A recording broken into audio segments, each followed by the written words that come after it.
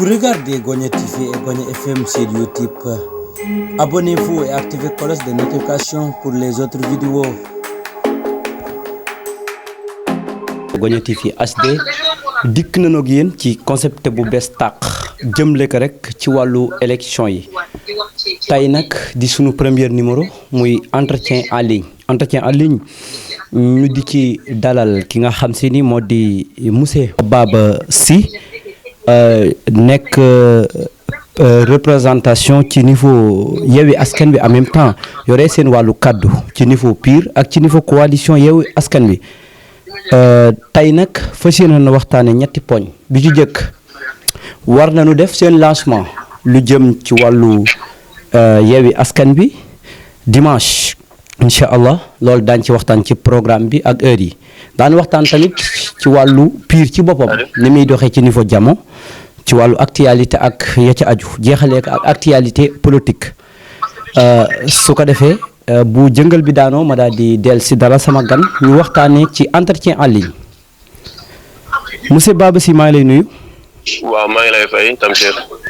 yow yaa yore yaa jiite cellule communication bu PUR waaye tamit bu Yewwi Askan Wi ci niveau jama.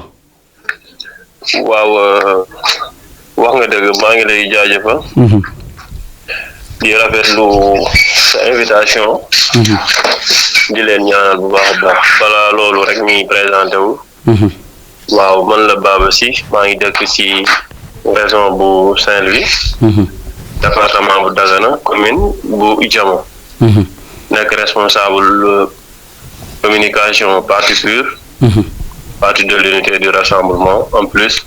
nekk responsable communication bu coalition Yewwi Askan Wi. bu commune bu Diama. d'accord monsieur Baba Sy yéen da ngeen fas yéene lancer seen coalition bi ci niveau Diama. muy coalition Yewwi Askan Wi programme boobu nu mu demee exactement. waaw maa ngi rafetlu sa laaj. ñu ngi fas yéene dem ci benn programme boo xamante ni mooy programme coalition bu lancement bi nga xamante ni moom la ñu war a mën a amal dimanche bii le 3. programme bi nag lancement la boo xamante ni comme ñi nga xamante ni mooy suñu leader yi nekk ci kaw au niveau national. ñoom ñu waxtaan ba jubbu def li nga xamante ni mooy seen lancement muy parti yi ko composé. loolu nag mu nekk loo xamante ni dafa war ci départemental yëpp. war ci commune yëpp. ñun nag waa commune de Diama jàppoon suñu jour lancement le 3 bii ñu jëm. doon ci woo askan wi yëpp. di ñaax askan wi rek pour képp koo xamante ni bëgg na luy changement. mu mën a ñëw rejoindre ci li nga xamante ni mooy sunu. d'accord daanu sax jeexalee loolu maanaam suñu demee ba émission bi defee pour nga gën a woo ñi nga xam ne soxla nga leen ci événement boobu noonu monsieur Sy yow yaa jiite communication wu PUR ci niveau Diama monsieur Sy tey jii dañoo bëggoon xam PUR ci boppam maanaam parti bi ni muy doxeek yooyu. waaw xam nga parti PUR moom dafa nekk parti boo xamante ni dafa structuré wu. muy ci niveau communal yi muy ci niveau départemental yi comme mu nekk ci niveau national comme international. mu nekk parti boo xamante ni moom ca kaw ba sa suuf dafa am ay base yoo xamante ni ñoom ñoo ko téye. muy loo gis rek dafa am loo xamante ni dafa am ci yoon fu muy jaar. wax ci loolu dina nekk loo xamante ni lu yomb lool. ci ku ko xam mais dina nekk lu xaw a jafe ci koo xamante ni xam ko.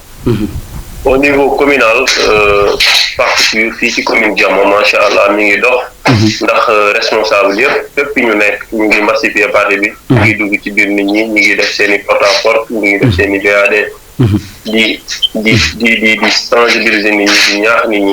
parce que parti bi fépp mu amul doole ñu jéem a imprégné wu ba foofu ñu am fa ay nit yoo xamante ne daañu ko mën a représenter li nga xamante ne moom mooy parti bi. donc si tënk rek daanu mën a. donc parti bi maanaam lan mooy activité am ci jamono bi ñu toll nii. waaw activité am ci jamono ji mooy defoon nañ fi ay reboisement. des fois dañuy def li nga xamante ni moom mooy ay visite à domicile. des fois ñu dem ci mbootaay yi woo leen.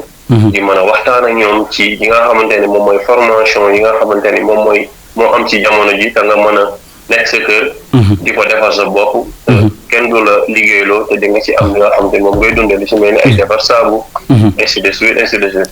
ci wàllu formation yooyu noonu yan formation ngeen jotagul def ak ñan ngeen ko defal. waaw ci formation yi nga xam pour defar saabu ni ñuy defaree saabu ak ni ñuy defaree ay gel alcoolique ci ñi nga xamante ni mooy groupement des femmes yi nekk ci commune bi des fois dañuy jàpp benn village dem fa ànd ak li nga xam mooy synergie des femmes pour ñu taxaw loolu. d'accord monsieur Sy ci wàllu programme ba tey jii rek fi mu toll nii yéen da ngeen nekk parti boo nga xam ni dafa am toujours loo nga xam ni dañ leen koy wax xëy na nag yàgg ngeen ñëw wax ci ni demeewul ni leen koy tuumaalee nii leen parti daayira la loolu ban réponse nga ci mën a joxe bu clair benn yoon pour wax jooju man fi jógee directement. waaw xam nga parti daayira moom ñi koy wax dañu xamul li ñuy wax rek. ndax képp koo xamante ni da nga dem pour wut parti dafa am ay base yu claire yoo xamante ni moom moo tax ñu jox la parti mais ku ñëw nii parti tarixa laa bëgg wala parti waasu laa bëgg Sénégal fii xaw beneen dëkk demee Sénégal fii duñ la jox parti duñ la jox yi nga xamante ni moom mooy li ngay wut kon ñi nga xamante ni dañuy wax parti pure parti daayira la loolu mën nañ ko teg suuf adduna nag koo gis am na ci lu mu jox am na ci lu mu gëm loolu nag du tee que yow boo féetee ci lenn muy comme ngay politique du tere nga fësal ci li nga xamante moom nga nekk ndax képp koo xamante ni jàppoo ci lee rek yaa ngi jàpp ci lii kon nag loolu mënul joxe raison à ce que ñuy wax ci parti daayira parce que bu dee ñu ko composé ñu si bëri ay musulman lañ kon waruñu tukkee ci loolu rek ñu ci parti daayira ndax gis nga ci ay chrétien gis nga ci ay nit ñoo xam ne ay jullit lañ gis nga ci ay tijaan gis nga ci ay murit ay laayeen mi ngi composé wu ci biir parti bi récemment sax am nañ ci bëri ñoo xamante ne ci plateforme yi ku koy suivre am na benn jigéen boo xamante ni moom mooy ñuy représenté à Mbacké kon xam nga ni kooku noonu ñi nga xam dañ naan pure parti daayira la mën nañ ko tegaat ci suuf. mais monsieur Sy est-ce que tamit ñiy wax ni maanaam yéen parti daayira ngeen yore est-ce que tamit teguñu ko si nii maanaam lu ëpp daal ci daayira bi rek moom lañ koy gis mu gën ci fës daal. waaw xam nga comme li nga xamante ni mooy base bi. dañ ko bëgg féetale foofu mais féetewu ndax. parti boo gis rek da ngay liggéey sa base. parti boo gis rek am nga base. kon nag base bi. duñ ko bañ. base bi duñ ko bañ li mu nekk daayira bi yëpp duñ ko bañ mais du caagi ne. que dañu war a jàpp ci loolu rek pour taxale ko li nga xamante ni moom mooy li nga xamante mooy daayira bi pour wax que ni comme ni mu kiiyee ci daayira bi rek parti daayira la te alors que loolu noonu ñu bëgg yaax ak ñu bëgg lëndëmal xelu nit ñi rek ñoo koy def. d'accord yow indi nga ci réponse comme ñu bare ñu ci indi réponse mooy toujours ñu leen di tuumal ni daayira la te fii nii ci Sénégal tamit loolu ñëpp xam nañ ni parti bu parti daayira maanaam mënta nekk ndax récépissé bi ngay jot yow ak yeneen parti yëpp yéen ciy bokk yam monsieur Sy yéen ci commune bu Diama ngeen bokk. waaw commune bu Diama tey jii nii maanaam ci wàllu liggéey lu jëm ci wàllu mairie bi maanaam balaay loolu sax nga baal ma parce que war nañu dem ci coalition Yewwi Askan Wi. coalition Yewwi Askan Wi yéen ci ngeen bokk. waaw ci lañ bokk. waaw coalition Yewwi Askan Wi mi ngi composé su ma juumulee composé na ay parti surtout ci mel na Khalifa Sall Ousmane Sonko ak tamit ki nga xam ni moo di waa PUR. am na tamit ay mouvement yu rejoindre li nga xam ne ni moo di camp boobu noonu mais nag bu dee ci niveau départemental yi wala niveau communal yi est-ce que yéen da ngeen di yam rek ci li waa kaw lanu yam fëlee ca kaw wala yéen tamit da ngeen di xool rek lu leen arrangé. waaw xam nga li nga xamante ni moom mooy au niveau national du au niveau départemental. li nga xamante ni mooy au niveau départemental du au niveau communal. kon am na ci parti yoo xamante ni boo xoolee ci booru Dakar dafay am mais boo ñëwee ay ci ci département wala ci commune bi des fois mën na fi ñàkk bañ a am. mais li nga xamante ni changement bi ci am du nekk loo xamante ni lu exorbitant du nekk lu rëy. kon li nga xamante ni moom nga fi jot a am rek. ñooñu ngay diisool waxtaan ak ñoom. composé loolu muy coalition bi ak xool yeneen mouvement yi nga xamante ni ñu ngi ci biir. bëgg jàpp ci li nga xamante ni mooy avancement. nga mën leen intégré. comme li nga xamante ni société civile yi ak ñi nga xamante ni dañuy def pour le développement local ñoom ngay mën a jege pour waxtaan ak ñoom pour ñu mën a jàpp ci li nga xamante ni mooy liggéey bi. jubluwaayu coalition bi ci niveau jàmm. waaw jubluwaay bi moom dafa nekk loo xamante ni lu leer na nañ parce que jubluwaay bi mooy ñëw wan nit ñi beneen façon politique ñëw wan nit ñi que développement bi nga xamante ni moom la nit ñi di wax te bu yem seen làmmiñ ñun dund ñëw pour jëfe ko wan nit ñi ni changement bi nga xamante ni moom la nit ñi di doon xaar boobu bu yàgg ba léegi di indi yeewi askan wi comme nit ñi dañ leen yeewoon ñu ñëw yeewi leen ci ay anam yu nga xamante ni ay anam yu wér te wóor bañ leen dig te di liggéey pour ñoom loolu moom mooy suñu jubloo rek pour que kenn ku nekk ci sa wàll xam ni lii nga xamante ne mooy avancé le dëkk bi yow sa loxo mi ngi ci biir te yow da nga ci war a participer woo nit ñi rek ñu ñëw pour développer li nga xamante ne mooy suñu commune ñi fi nekkoon pendant 25 ans ñu jéem a xool naka lañ leen fi jëlee pour teg fi loo xamante ne daal dana baax ci askan.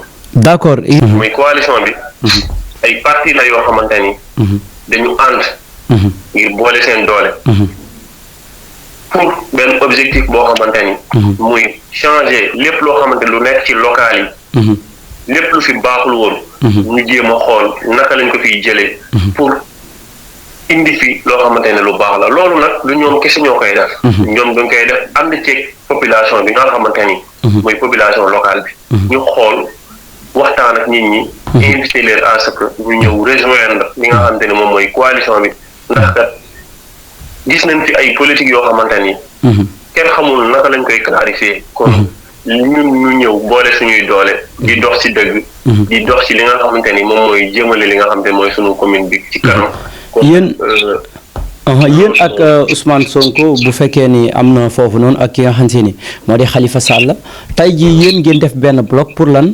jàkkaarloog ki nga xam ne moo fi nekk muy Omar Sow moom ngeen fas yéene jàmmaarloog mais tamit est-ce que xam ngeen ni da ngeen am adversaire yoo nga xam si ni daaneel leen yombul trop. man di ngeen am adversaire yoo nga xam si ni maanaam daaneel leen yombul trop parce que ñoom toujours fi ñu leen di manee mooy wàllu koppar est-ce que yéen man ngeen tenir loolu ak ñoom pour man dem ak ñoom ci élection pour gagner leen. waaw dañ koy sax tenir ndax koppar lépp lu mu defar rek mën na ko yàqaat lépp lu mu yàq rek mën na ko defar ñoom sax ñi nga xamante ni ñoom ñoo doon jàkkaarloog ñoom boo gisee ñu xawoon leen ñu xawoon am benn problème ci seen kanam dañu xamoon yan stratégie ak yan façon de politique la ñu war a tenir pour seen avancement mais alhamdulilah rabbil alamin bi PUR ñëwee ànd ak Pastef Taxawu Sénégal FDS ak yeneen parti yi ci aju yëpp ak yeneen mouvement yi ñu waxtaan def seen structuration yoo xamante ni waxtaan seen biir génnee ay xalaat yoo xamante ni pour naka lañ koy tegee ay stratégie pour xool lépp loo xamante ni fort la woon ci ñaan ñoo fi nekk ñu xool nan lañ koy déstabiliser ba mën a teg ñun li nga xamante ni moom la ñu indil askan wi loolu jàpp naa ni nekk na loo xamante ni luy wéy lay doon te loolu buñ ko defee appliqué ko à la lettre rek ñeneen ñi jàpp ci kii fi nekk moom du taxaw incha allah. yéen ci wàllu politique bi ngeen di politique lan mooy seen fort ci wàllu politique yéen bi ngeen di politique par rapport xam nga tey su ma la waxee kaawu APR yi lu ci ëpp man li ma gis ni moom la ñu gagné élection yi yii la mooy ñoom yàlla day dogal ñu fexe ba ci wàllu bindu beeg yooyu noonu ñu fexe ba écarter leen yéen ñu bari ci seen militants yi deuxième bi tamit dañooy fexe ba maanaam askan wi ñu jegee leen ci jamono bii nii ñu jegee leen bu baax ci ni leen di jegee mooy di leen dimbale ci ordonnance bu nu am di leen dimbale ci leneen ak leneen pour que gën a gagner seen confiance su fekkee ne ñoom ñi ngi def loolu jamono bi yéen lan mooy seen fort pour que loolu noonu vraiment ngeen war ko man teg ci askan wi ba nu mën a gëm leen weddi ñale. waaw xam nga loolu nekk na loo xamante ni dafa nekk loo xamante ni lu yomb tontu lay wax parce que tey boo gisee coalition bi ni mu taxawee nga gis ñi nga xamante ni ñoom ñoo incarné rôle coalition bi nga xam ni dafa am loo xamante ni moom la ñu jiital muy dañu jiital ngor jiital fayda jiital dignité nga xamante ni kenn du leen mën a jënd ci lenn. ñu jàpp ni lépp loo xamante ni war ñoom mën nañ ko teg. am nañu capacité de mémoire boo xamante ni mën nañu teggi loolu. ci loo xamante ni lu dul yàgg dara. kon yaakaar naa ni loolu jarul sax ñu siy sori. yenn sori yi boo jëmee fenn am na si yoo xamante ni da nga koy dencal sa bopp. effectivement kon nag côté boobu dama la fay ñaan rek nga baal ma. oui bi daal. effectivement c'est de bonne guerre affaire de politique la ku ci nekk am nga sa fort. am na loo xam ni doo ko wane ba mu jeex dan la koy nangul aussi sëñ Baba. léegi yow kan mooy seen candidat actuellement wala loolu nekkul lu pare. dégg nga. seen candidat mooy kan. si candidat qui représente parti PUR wala pour coalition bi. non pour PUR ci boppam PUR. waaw ñun suñu candidat mi ngi tudd Salif Fall Sy. mooy suñu EG. moom mu représenté fii parti PUR. ci commune bu Diama. moom mi ngi def liggéey bu am solo macha allah. mi ngi def lu mu mën ànd ak équipe bi nga xamante ne ñoom ñoo ko daal di ko jàppale. ñuy dox ci li nga xamante ni moom mooy lépp luy social. di def ci lépp loo xamante ni luy développement. ñi ñaan yàlla rek yàlla gën leen taxawal jàppale leen ba nga xamante ni. ku ñu bëgg a àgg ci mairie bi rek yàlla di leen yow incha allah merci. d'accord est-ce que tey ji tamit comme yéen waa PUR tey ji am ngeen candidat à la candidature. tey ji te yéen da ngeen bokk ci coalition muy coalition Yewwi Askan Wi. tey ji yéen est-ce que su ngeen demee ba ci biir maanaam parce que ñu bare danay wax lu mel noonu ñu ni maanaam coalition bi taxaw na naam mais bu ñu demee ba ci wàllu investiture yi problème mën na ci am est-ce que loolu.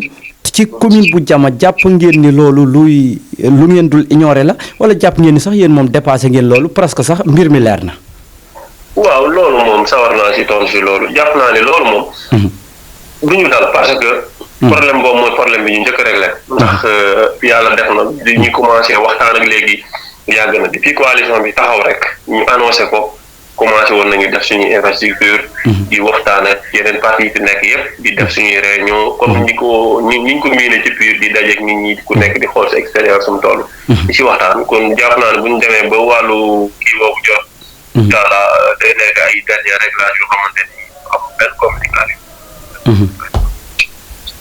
dégguma la bu baax waaw ma ni jàpp naa ni loolu bu ñu demee ba nga xamante ni mooy dernier réglage yi du am benn complication parce que bien avant commencé woon nañu liggéey ci loolu di si waxtaan ak yeneen parti yi nga xamante ni ñoom ñoo fi nekk ñu leen di invité di waxtaan ak ñoom di créer ay réunion di dem ci ñoom ñuy ñëw ku si nekk ñuy xool sa expérience su mu toll di xam sa niveau ci wàllu ñu demee ba yenn kii jot ku nekk dana xam daal fi nga xamante ne moom foofu nga féete daal du am benn complication merci beaucoup xam nga loolu daf may ma gën a dugg ci lancement bi incha allah rabbi dimanche bi maam sànq xam nga maa ngi la posé question sax naan la luy jubluwaay bi mais exactement li ma bëggoon xam foofu mooy maam pour da ngeen wootee pour lancer coalition bi mooy ndax dafa nekk loo xam ne bu ngeen ñëwee da ngeen di fësal seen candidat fësal seen programme wax tamit di ngeen di demee ci élection yi wala lan moo tax ngeen woote exactement événement boobu noonu.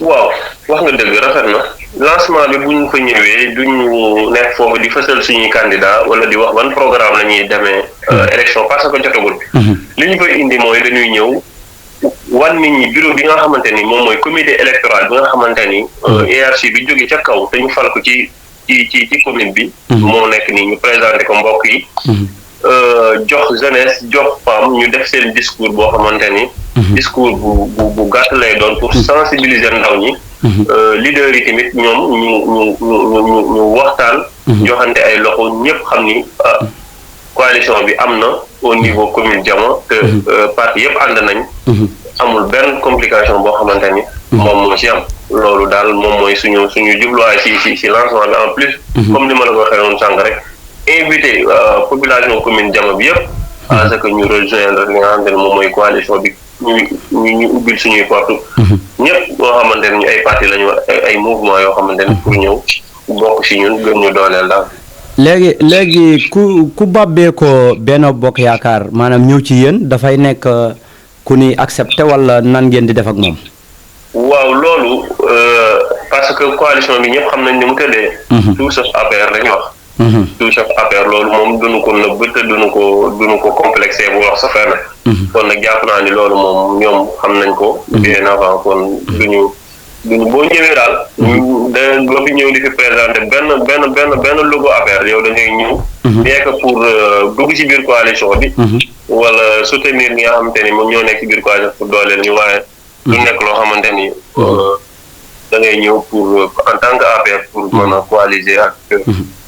coalition bi daal. ñu delluwaat ci PUR parce que PUR dinay wax ni mooy parti bi gën a organisé ci Sénégal loolu yow dafay nekk loo dëgg. maanaam leeral lan moo tax ñu wax ni mooy parti bi gën a organisé wala bokk na ci parti yi gën a organisé fii ci Sénégal. dëgg la waaw loolu moom am na. yàlla def na ko. te ñu ngi siy liggéey. ndax au passage dañuy jaaraale foofu rek. di sant di gërëm te di ñaanal ki nga xamante ne moom mooy président parti bi muy Seydi Mouhamadou Moustapha Sy. koy ñaanal yàlla. jagal taxawaayam te yokk ko ndam. PUR nekk na parti boo xamante ni Sénégal fu mu fi gënul organisé wu gënoo ko organisé. kon loolu noonu dañ ci bëgg wan yeneen parti à ce que. ñu roy ñu si loolu. gën a structuré wu. ku nekk ñu am fa ay représentants yi nekk ay représentants yoo xamante ne yu fidèle yu digne. te nekk yoo xamante ne ay travailler. loolu daal lañ ci loolu ngeen si jublu maanaam mën nañu wax ni foofu noonu ci niveau jama tey ji yéen comme que yéen ngi xalaat lu mel na élection kon xam ngeen ni tamit élection am na lu mu laaj mooy wàllu finance laaj na ko ak surtout maanaam ci yeneen domaine yëpp est-ce que yooyu tamit nekk na yoo xam ne sóoraale ngeen ko beneen bi may dëxëñaale foofu rek mooy wàllu këyit yi tamit est-ce que nekkoon na loo xam ne taxaw ngeen si parce que tamit kuy dem guerre fàtte sa jaasi tamit taxul gañ a guerre. waaw ci loolu dama lay fay tontu rek comme da nga ko nii da nga koy dëxëñaale ko foofu rek. ni wàllu finance bi moom. sant yàlla ku ne xam na PUR ni muy fonctionner te côté boobu moom tiituñu ko. foofu moom noonu laa koy tëjee rek beneen bi. instruction yi nga xamante ni. moom moo fi amoon. PUR def na ci liggéey bu am solo parce que zone bu nekk am na ay nit yu fa jógee. dem bindu ji. am nañu ay nit ñoo xam ne ñoom ñooy saytu loolu te ñoom ñooy taxawee loolu. te bu demee ba nga xamante ni yooyu war na génn ci nit gox yooyu daañu ci taxaw. wane ci seen bravo ba nga xamante ni leen ci soxla daan ko ci am bu nekkul à 100% sax mu nekk à 90%. kon côté boobu daal jàpp naa ni. ñu ngi siy liggéey bu baax a baax. te xam nga ku xam élément bi xam ni ñoom. ci liggéey rek lañ nekk. ci jamono yooyu amu leen woon jafe-jafe ci wàllu déposé beeg maanaam ku war a déposé fii ñu ne ko changé fii ak wala laaj la këyit ak genre yu mel noonu amu leen ci woon jafe-jafe ci jamono boobu. waaw côté boobu moom sant nañ ko yàlla. franchement côté boobu moom sant nañ ko yàlla amuñu si benn problème. problème bi ñu si am rek mooy à ce que beneen yoon ñuy ñaan que ñi nga xamante ni moom la ñuy kiwee liste yi pour ñu mën koo déplacer. di ko yóbbu ci yeneen zone yi nga xamante ni dafa xaw a sore yu si mel ni ay booru Niassène. ay booru Mundoom. ak booru kii nga xam ne dafa xaw a sori. loolu daal lañ ci bëgg ndax ko xam booru Niassène xam ni Niassène xaw na enclavé en plus te yoon yi. baaxul ku xam booru Mundoom xam na xaw ni enclavé na tax xam ni. yoon yi baaxul ku xam booru Débitiguer xam ni enclavé na te yoon yi baaxul côté boobu daal. moo tax ndax mbokk yi doon jóge foofu di ñëw amoon nañu jafe-jafe pour yoon mais bu dee wàllu bindu bi moom macha allah. waaye damay duggee noonu rek ci wàllu commune bi ci boppam ak ni mu demee maanaam premièrement commune bi yow nan nga ko gisee ci wàllu maanaam géographiquement ni ko tëggeeg yooyu maanaam tey ji nan nga ko gisee ak yow tey soo ñëwoon wala su ngeen ñëwoon yéen nan ngeen jëkk a xalaatee gën ko régler ci wàllu géographiquement muy wàllu duggalante beeg yeneen dëkk yi mu séq ak yëpp. waaw loolu day nekk loo xamante ni lu yomb régler la rek parce que xam nga ku xam li nga xamante ni mooy découpage administratif yi ni ñu ko defee xam ni am na ñoo xam ne dañuy def lu leen neex. loolu noonu bu yàlla defee ba nga xamante ni àgg nañ foofu rek incha allahu rabbi lu ci war rek incha allah daan xam nu ñu koy tëralee daal ba nga xamante ni dana jaar yoon.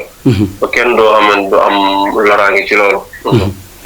effectivement xam naa danooy daal di dugg nag ci wàllu actualité. politique ma dem Rési dellusiwaat ñu dugg ci wàllu actualité politique Rési ñu dem dellusiwaat.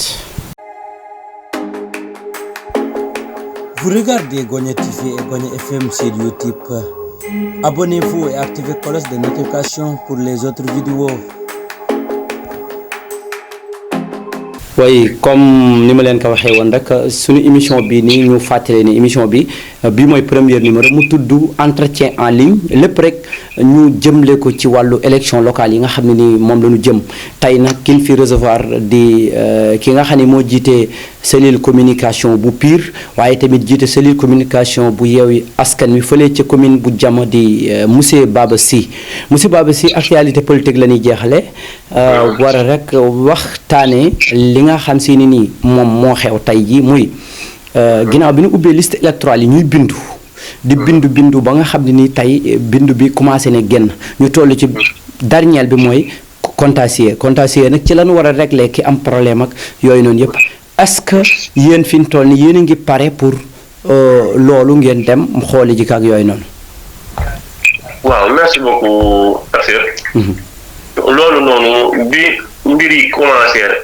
ñu wooñu wax ñu si la ñu yabal suñu responsable bi. mu dem vérifier ji. mais li nga xamante ne moom la si ñëpp constaté rek ñun moom lañ ci constaté. ñuy xaar tamit li nga xamante ni mooy lépp loo xamante ni. diggal nañ ñu ko wala pare nañu li nga xamante ni pour ñëpp ànd ci pour def loolu rek ñu def loolu parce que tamit. mënugoo def dara wala nga wax dara. ndax xamoo fu ñëpp jëm wala lañ ci jublu. ndax tey ni ngeen ko constaté ñeneen constaté ko noonu lañ ko constaté moom moo am ci commune yëpp parfaitement kon nag ñu ngi xaar di am yaakaar ni amul leneen loo xamante ni moom lañ ci nar a laxas ndax tey képp koo xamante ni bindu nga bu mbir ma jotee war nga jot ci li nga xamante ni moom nga defoon daal. ci sama xalaat bu gàtt. effectivement ba tey rek ci wàllu actualité maanaam daanu waxtaan aussi ci li nga xam ne mooy phénomène bi xew parce que tamit dama jàpp ne yow acteur politique nga waaye tamit nit nga ko nga xam da ngay veiller ci wàllu éducation daan waxtaan ak yow ci wàllu lii xew jamono bi ci wàllu werante ci wàllu ba ci li xew ci passeport yi ñoom kilifa ak yooyu noonu ak nin ko jàppee nga ànd ak sa xarit mu filmer la ak tasaare vidéo yeeg yooyu ban lecture nga ciy am. waaw xam nga foofu noonu dafa nekk domaine boo xamante ni domaine bu complexe la. kon dañuy bàyyi li nga xamante ni suñu kilifa yi li ñu ciy tontu rek moom lañ ciy tontu mu nekk réponse bu gàtt. loolu dañ koy bàyyi ñi nga xamante ni moom mooy ñi moom domaine boobu muy war yoon. ñu bañ ci sori. ndax xam Pure xam ni am na si yoo xamante ni. du si accaparé wu. parce que nous on fait de la politique autrement. kon nag côté boobu dama koy. bàyyi noonu rek pour passer à autre chose. ok monsieur Baba Sy xam naa loolu mooy poñ yi nga xam si ni moom lañ fi façon waxtaanee fii nii ci entretien en ligne xanaa balaa ñuy jeexal dañ lay may nga wax ci seen programme bi nga xam ne am ngeen ko dimanche le 3 nga wax fan lay amee nan la programme bi tëddee pour nit ñi gën a comprendre nga woo ci tamit ñi nga ciy woo. dëgg la merci beaucoup encore une fois maa ngi lay sant di la gërëm di wax ni programme bi nga xamante ni moom la ñu war a amal dimanche incha allah le 3. lancement officiel coalition Yewwi Askan Wi bu commune bu Diama.